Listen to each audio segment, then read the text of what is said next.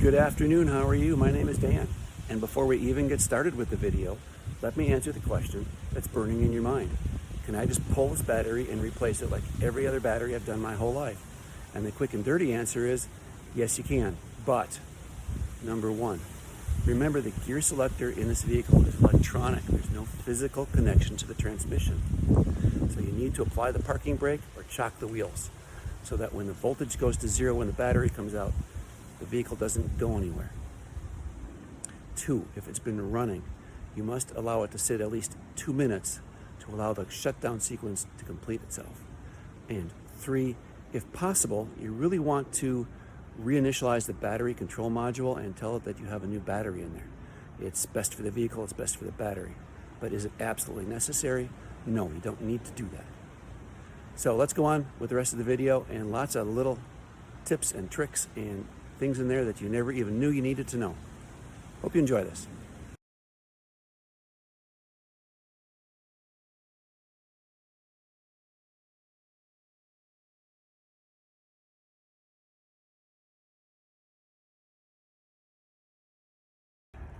Good morning, my name is Dan. How are you today? In this video, we will be changing the battery on a 2015 Land Rover LR4. And if you've made it this far, you know that there's more to changing a battery in a Rover than just a couple of bolts. But before we start, how do you like my mums? I just plant them back there and they do their thing all summer long.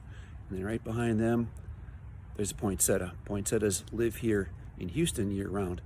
And that thing could live to be 7, 8 years old before the frost takes it out finally. And it will change color later in the season. Looking forward to that. So anyhow, back to the truck. So as always, I work from the mechanics manual. So I give you the torques and tools to do this job right. And yes, there's torques even for this job. And there's a lot of little stuff that I learned in the mechanics manual that I had just not learned before. And I've been changing batteries since the beginning of time. And you can see that's been a long time. So I've got a list of things here that I learned when I was reading the mechanics manual yesterday. So I'm just going to read those off real quick. So we're going to take a look at selecting the correct battery, because you cannot just throw any battery in these things. We're going to take a look at the mechanics manual, and we'll find inconsistencies in the manual where they tell you something in one spot and something different in another spot, which is always frustrating. We're going to reset the battery control module at the end, and we're going to talk about why that's important. We're going to talk about system shutdown times, how long it takes the truck to actually turn itself off, and battery drain levels in quiescent mode when it's just sitting around. We're going to take a look at that mystery pigtail, why it's in there, and what it's doing and what it was for. We're going to take a look at the pyrotechnic coupling, as they call it, as you and I would call it. There's an explosive coupling in there, explosive bolts. So we're going to take a look at that. And that's in the electrical system, by the way. We're going to take a look. We have the message up on the dashboard. We're going to take a look at the various messages we get on the dashboard when the battery goes bad. And this particular battery, I've taken a look in there, and there's loose battery acid in the engine compartment. So we will not know the extent of the cleanup or the damage until we actually get in there. And lastly, believe it or not, this is a 2015, and it was sold in the fall of 2014. I have all the original paperwork on this thing. It's now the fall of 2022, so that's 6 years. This is the original OEM battery from the factory. So we will get to take a look at the configuration of the battery as it comes from the factory, in particular where that little vent tube really goes, because I always put that back in different spots every time I do it. So it's good to see in a factory original, we know where that goes. So lots of little details. Hope you find it useful.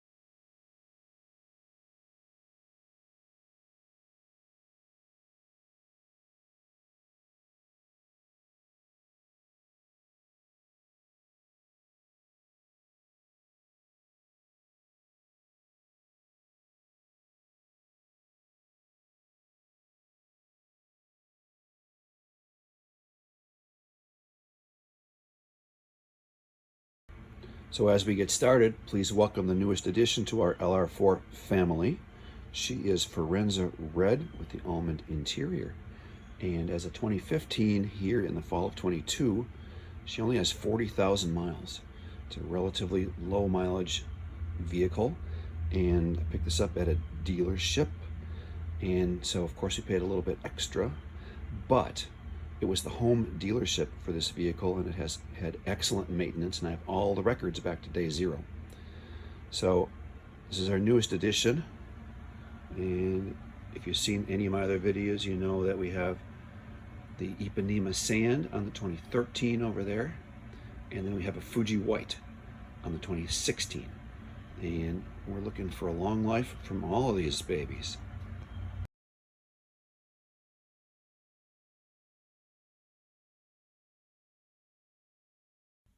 So as we're all aware, frequently we can detect a low battery by the way it starts. And then if it's a little more unhappy, we got this on the dashboard.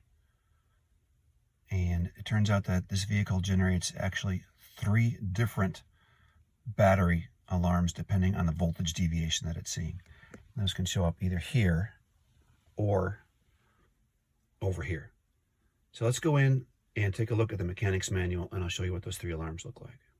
Here are the various warnings that we can receive when the battery is not feeling happy. And I am not going to read these out or explain these. I will just leave these right here. And if you need to read them, just use the pause button on the video.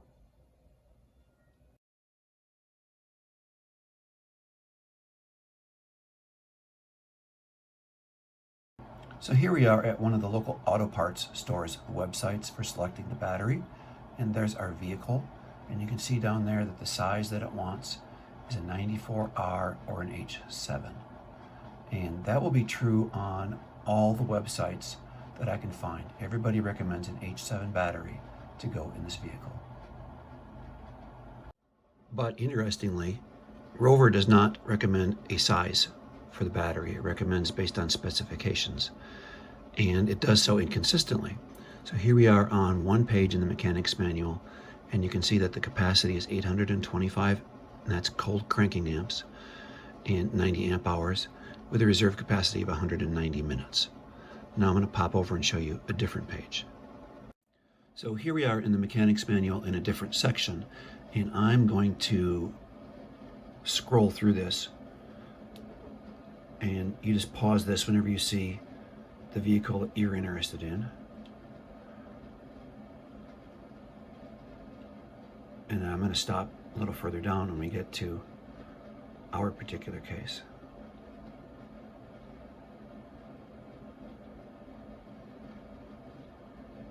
So there's our particular case here, starting in VIN number 1 and going on. So you can see that the specification here is different. The previous specification was 825 cold cranking amps. Here it's 850. They both agree at 90 amp hours, but the reserve capacity previously was 190 minutes, and here it's 150 minutes. So now let's take a look at what we can buy off the shelf, at least in the US. Oh man, this guy showed me a spreadsheet. What a nut job. But anyhow, here are some numbers, and this is in no way comprehensive. This is just a quick and dirty look-see at what you can find on the internet. So there's the Rover specification again in those 2 different locations in the mechanic's manual. There's the H7 that all the websites will recommend. And then there's the H8, which many folks upgrade to get a little extra oomph in the cold. So I have an H7 in the 2016 Rover, which is in upstate New York, and it's just fine in the winter. And I have an H8, which is the bigger battery, of course, in the 2013 down here in Houston, and that's just fine. The heat doesn't seem to bother it. So either way will be just fine. There's just a slightly different wrinkle when you update the battery control module when you install an H7 versus an H8, and we'll talk about that later.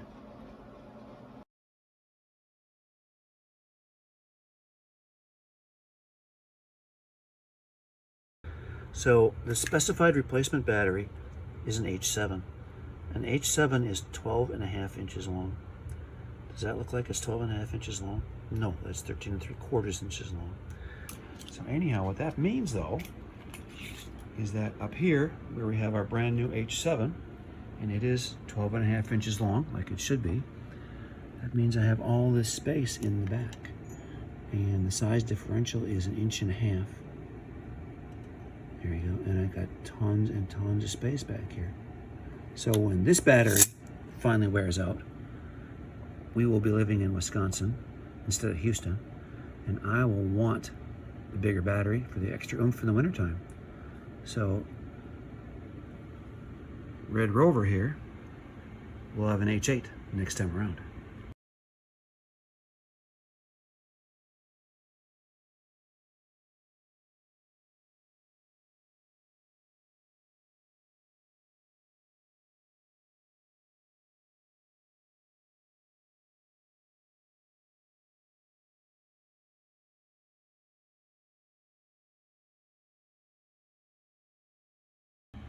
So let's take a look at the OEM configuration. So looking back through 11 pages of service records for this vehicle, like I said, it's been well taken care of. This vehicle has never had a battery replacement. So this is the OEM battery.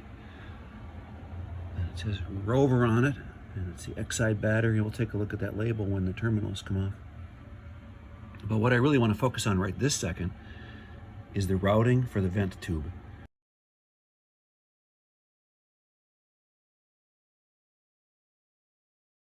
And I did not pay attention to where the vent tube went.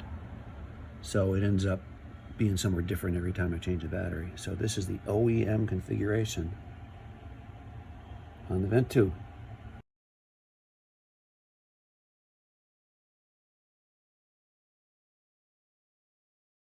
Well, let's take a look at that battery acid leak.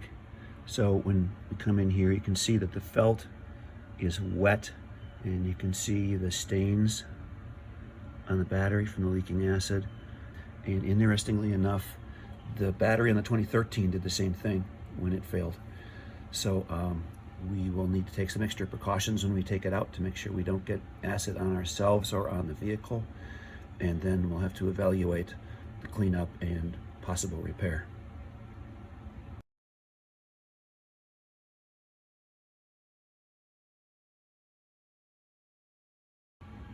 So one thing to pay attention to before we take this apart, because if we don't do it right, we can lose something. So here is our mystery pigtail, and I will talk about that later. And it was found loose in here without a cap. It had either jiggled out or they didn't do it right. But if you look down in there, sorry this won't focus, but there it is. There's the cap that it fits into, and that cap may or may not be attached to anything down there to hold it in place. We don't want to lose this. We want to cap that pigtail off when we're done. So as we take this all apart, we just need to be aware that cap is loose in there and keep track of where it is so we can use it later. So let's actually think about taking the battery out. And I always like to orient myself again. Even though this is the 4th or 5th LR4 battery I've done, I find that indeed I've forgotten most of it. So let's just take a look around. The first thing I see is this rubber grommet, if you want to call it that, should be engaged with the case right here. There's a factory error, didn't get put in right. So to fix that, this battery needs to be rotated a little bit clockwise. Then the first thing to come off is the clamp. This is 8 millimeters, 8 millimeters, and 10 millimeters. Then the terminals, 10 millimeters. And 10 millimeters. Those are all spec'd at 5 Newton meters. And I do have a torque wrench that goes that low, but it doesn't work on sockets. So I'm not going to worry about torquing those up. I'm just going to make sure that everything is nice and tight when we're done. Okay, so this next bit is not in the mechanics manual. And when we take a look at how much extra volume there is in here, there's not a lot of extra volume to move this battery in and out. It's a little bit challenging. It's big and it's heavy. So what I have done in the past is I've taken this completely apart here, just to allow me to move it out of the way. This is 10 millimeters. This is 13 millimeters. And I'll come back in a second and show you this electrical connector. So let's take a quick look at that electrical connector. I'm sure you can figure this out, but you push on the very end here and you see that toggle up, and then it slides right off. That one's nice and easy, and it's clean, so it comes right apart. So let's make sure we do this in the right order. It's one of those things that you've been doing your whole life and you actually forget to think about. But the grounds come off first, so disconnect the ground first, and the positive second. So I'm gonna take this bolt off here, then I can take the grounding cable off. Then I'll have the ability to mess with the rest of it at my leisure. So the ground cable slides right off, and then this loosens, and then that slides right off the terminal, and the whole assembly gets out of the way. Now the battery, I do remember being very big and heavy, and it kind of comes in and plunks down. So at least to my way of thinking, this all has to be out of the way. And so I've refreshed my memory. You can get down in there, and there's this cover with these clips, and there's 4 of those, one on each side. You just unclip it, and that covers the mega fuse. That's a 400 amp fuse. These are 13 millimeters. You get a box wrench on there, and that comes off nice and easy. So once that comes off, then this one can go that way, this one can go that way.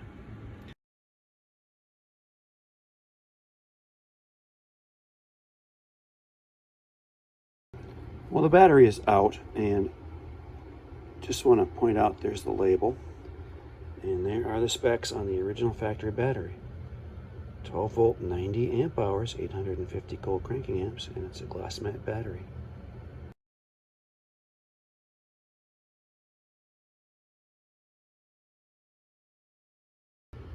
Okay, so the battery is out, and the acid is loose, but it's nowhere near as bad as I thought.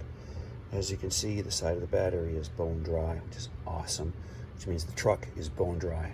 So there's nothing to fix, nothing to clean. Just a little bit of acid there where the hold down bracket is, and the hold down bracket has already been cleaned.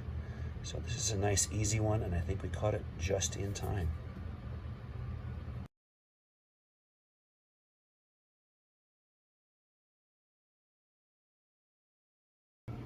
So this is the pigtail that folks find when they do their first battery on one of these Rovers. And I have attached the cap, and I do understand why that came apart, because that cap went on very hard, but it is securely attached now, so no worries about that. This exists because this connects to a transit relay. That would be right there. And the transit relay attaches to the positive battery terminal. And what that relay does during shipping is it disconnects the entire vehicle from the battery to avoid all the leakage currents that happen from all the various electronics. So I'm going to go over to the computer now, and I'm going to put in the chart that will show you what all the quiescent currents are on the various models. But it's about 20 milliamps on this vehicle, and so that adds up over time, and if it's sitting on a boat for a long time, that would be easily enough to drain the battery. So that's why they have that transit relay in there, and that's what it'll look like when you find yours.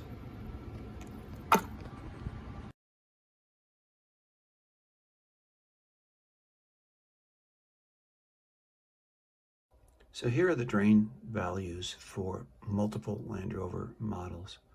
I'm just going to leave this here, and if you need to read it in more detail, just hit the pause button.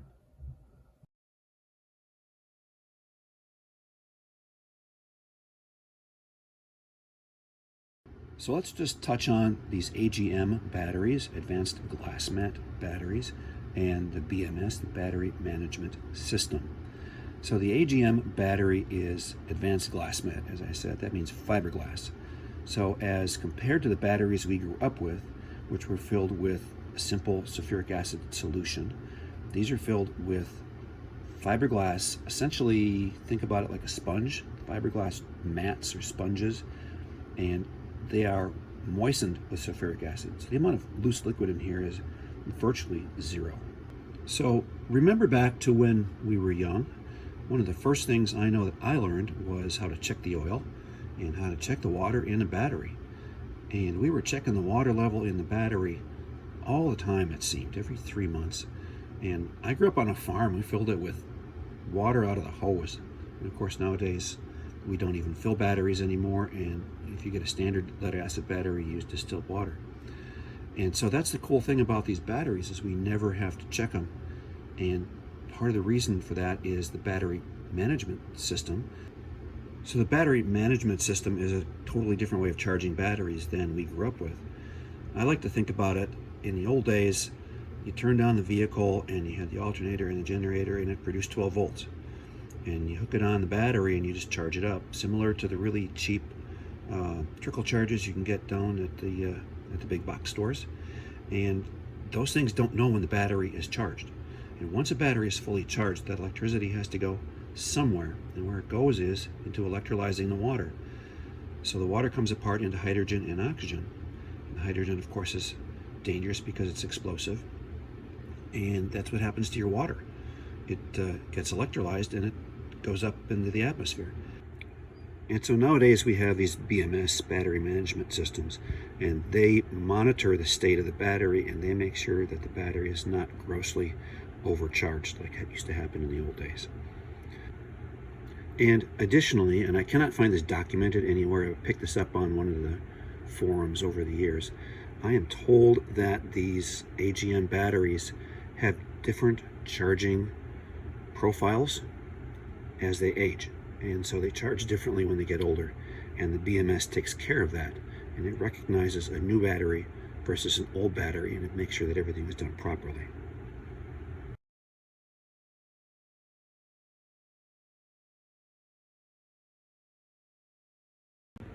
Well, clearly the battery is still out, but I just want to show you this now.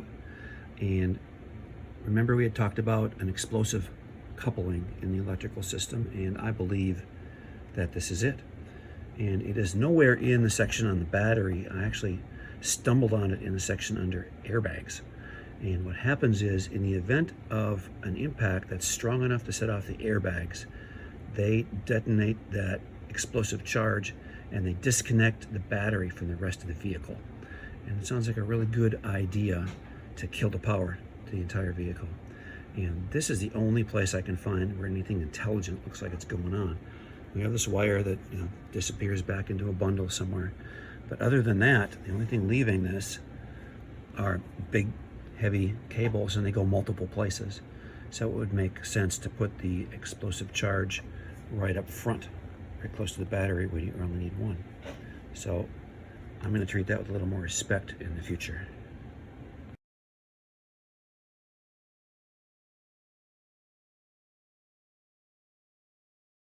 Just a couple small things to do before we put the battery physically back in the vehicle. Remember, we have that vent hose, and that will attach right here after we install a battery. And this particular vendor has another port over there on the negative side for those vehicles that need the port in a different location, and they give us a little plug. And so this plug will come off and we'll attach it back there on the negative side, and that'll make that ready to roll. And then I always like to put the date on it, and that's in a white paint pen, so that is not coming off and it's easy to find.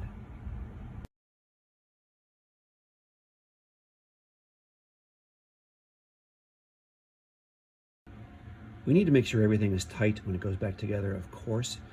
First off being that if we have any loose connections, that the vehicle might not start, or it might throw other strange errors. Certainly I see a lot of weird stuff in my O2 Maxima when these terminals get loose. And secondly, when any of these fittings get loose, the alternator puts out incredibly high voltage, and we do not want that high voltage moving around inside the entire electrical system causing damage. So we're going to make sure everything's nice and tight when it goes back together.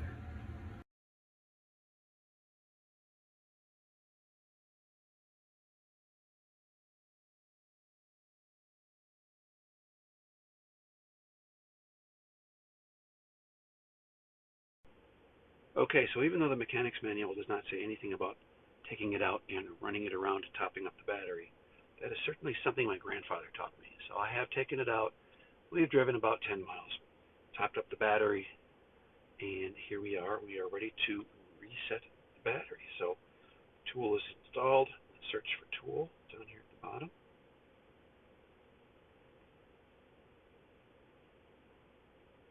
More on top. Service test. Body control. replacement. Proceed, yes. And now I've turned off the lights, I've turned off the air conditioning. Continue.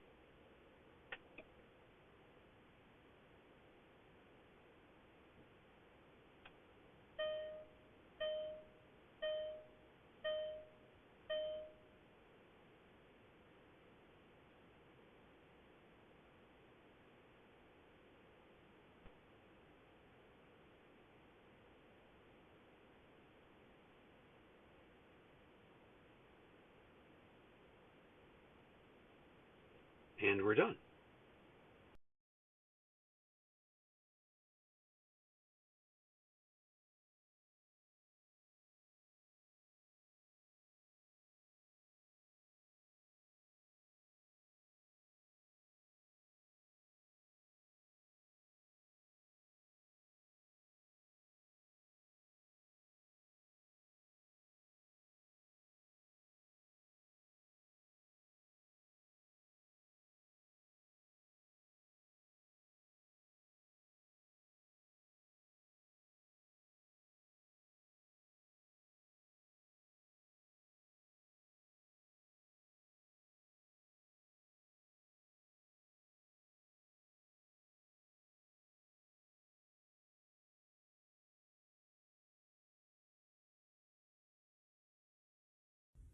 Okay, good afternoon, and we are complete with this project.